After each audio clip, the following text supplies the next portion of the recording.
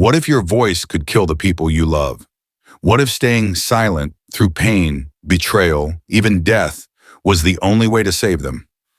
Tonight, we uncover a story hidden in the folds of time, a tale not just of magic and swans, but of a girl whose silence screamed louder than any hero's cry. This is The Wild Swans, a story most have forgotten, and none should ignore. In this video, you'll uncover a sister's brutal task and her unspoken vow, a dark queen's revenge that turned princes into birds. In the mystery of why this story still haunts the edges of our myths today, stay with us till the end. Because what begins in silence ends with a cry that saves 11 lives. Welcome to Mr. Folks, where forgotten legends breathe again. Subscribe now and become part of the story.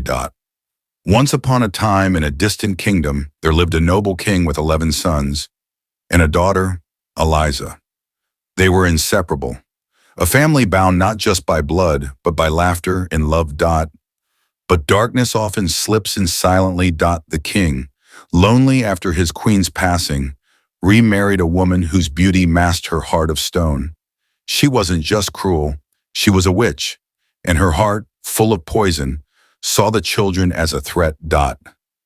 She sent Eliza away to live with strangers, and then, with a cursed whisper, she transformed the 11 princes into swans.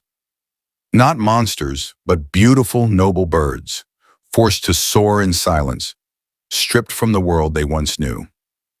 By day they flew, by night they wept in human form, and the queen believed she had won.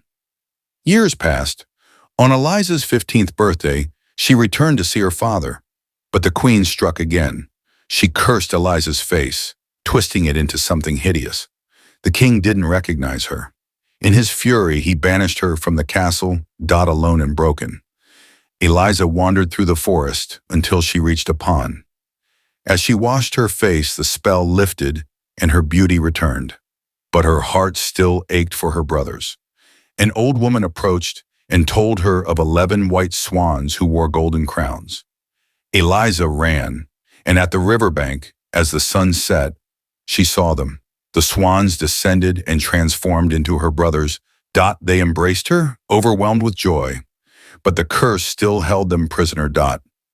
That night, Eliza dreamt of a fairy who told her the only way to break the spell: pluck nettles from the graves of the dead, spin them into thread, knit 11 cloaks, and speak not a word, not even in pain, or her brothers would die. Eliza didn't hesitate. At dawn, she entered the graveyard. Her hands bled as she gathered the sharp nettles, but she never stopped. She spun thread, she knitted cloaks, her body ached, her fingers trembled, but she never spoke. Her brothers begged her to explain, but she only smiled.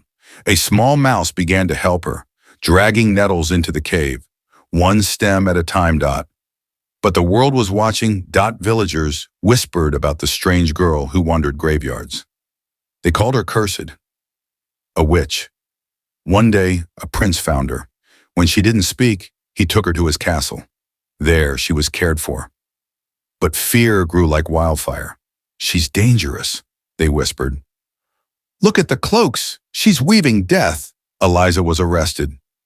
Her silence became her sentence. She was to burn at the stake. In her prison cell, she looked at the final, unfinished cloak.